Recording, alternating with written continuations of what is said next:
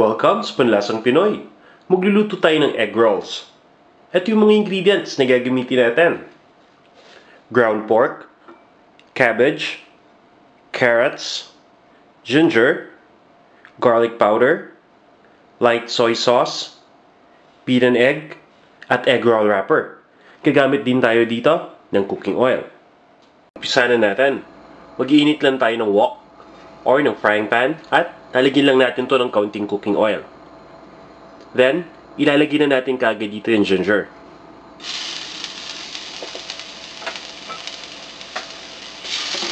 Lulutuin lang natin to sandali.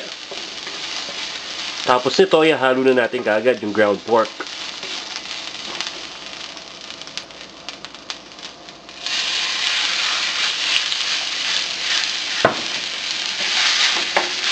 Hahayaan lang nating mag-light brown yung color nitong ground pork.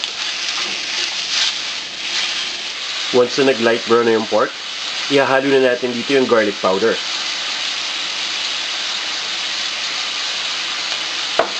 So stir lang natin ito at lulutuin lang natin for a minute.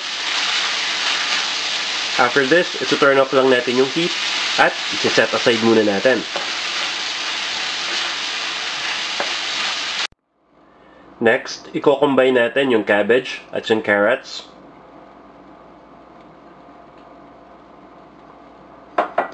Hahaluin lang natin ito. And then, i-microwave lang natin for 5 minutes. After nating ma-microwave, itatabi din muna natin ito.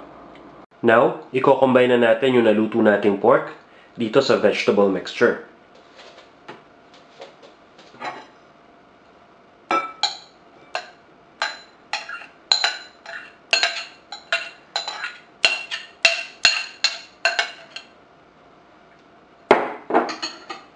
Then, ilalagay na natin yung light soy sauce.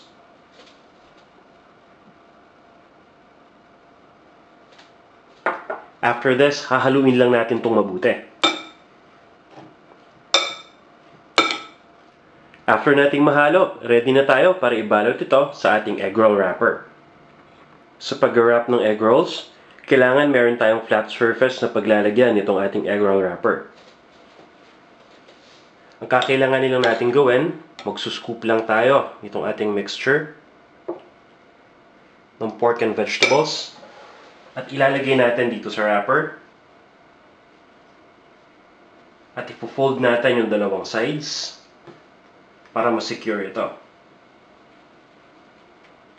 Next, ipo-fold naman natin yung side na malapit sa atin at magbabrush lang tayo ng beaten egg mixture dito sa kabilang end ng wrapper. Ginagawa natin to para ma-seal natin itong wrapper after rolling. So, roll lang natin to all throughout the end. There you go. Gagawin lang natin itong procedure na to hanggang sa maubos na natin yung ating mixture. After wrapping the egg rolls, magpapainit lang tayo ng cooking oil sa isang wok. Once na mainit na yung cooking oil, pwede na nating i-deep fry yung egg rolls na wrap natin.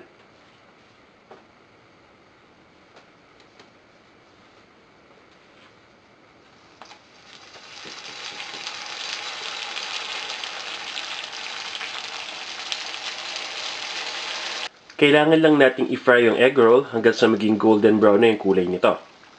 Once na mangyari yun, babalik ta rin lang natin para yung kabilang side naman yung maluto. After this, ilalagay lang natin sa isang plate na may paper towel para sumipsep ng excess na oil. Then, pwede na natin tong iserve. Para sa exact measurements ng mga ingredients at iba pang mga recipes na tiyak na magugustuhan ninyo, bumisita lang kayo sa panlasangpinoy.com. Ito na ang ating egg rolls.